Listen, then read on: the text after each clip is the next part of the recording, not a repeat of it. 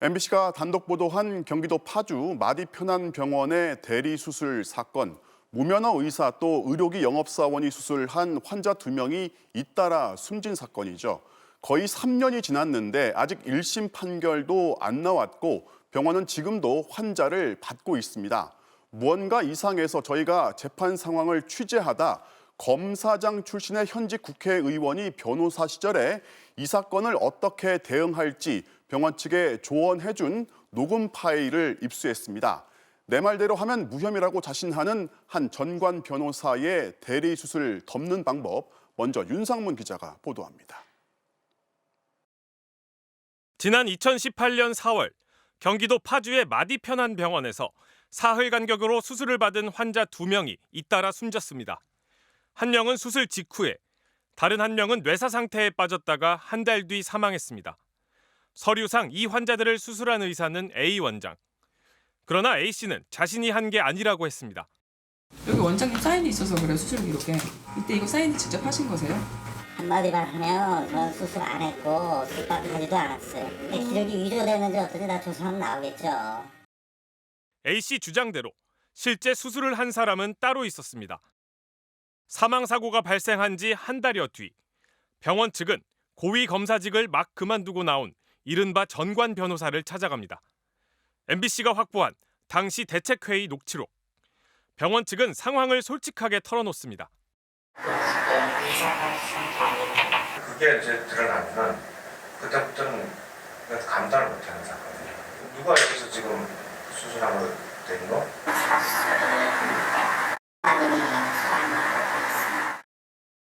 의료기구상이 대리수술을 한 두 번째 사망자도 설명합니다. 처음 시작할 때부터까지 끝까지 다 거의 완전히 다 누가? 아직 진행과 아직 그 실력이 안 되는구나. 상황을 파악한 변호사는 경찰과의 관계, 그리고 수술일지 조작 여부를 확인합니다. 서부서는 어쨌거나 김 원장이나 이 황 원장께서 네트워크 있잖아. 그죠? 수술 일지는 기본적으로 병원에서 다 셋업을 다시 다 해놓다는 거. 그러나 병원은 관련 서류를 미처 조작하지 못했다고 털어놨습니다. 변호사는 그럼 A 원장이 했다 하라고 조언합니다. 이 나서서 막아주면은 가능해요. 했습니다. 했는데 나도 모르겠습니다라고 가면 돼. 왜 그러는지 뭐라는지. A 원장이 뒤집어 쓰기만 하면 10중 8구 무혐의라고도 자신합니다. 원장이 감당을 했을 때 선임이 가능한 거지. 내가 선임을 해가지고 내가 끌고 가. 그리고 무혐의까지 오케이. 내가 예상한 흐름으로 갈 거야. 10중 8구. 그러면서 금전적 보상을 해주라고 합니다. 그에 대한 상황 페이백이 있어야지. 원장이 버티라고 하는 거를 누가 하냐. 김 원장이 해주셔야 됩니다. 그런데 변호사 윤리장저는 의뢰인의 범죄 행위에 협조하지 않고 거짓 증언을 시키지 않는다고 돼 있습니다.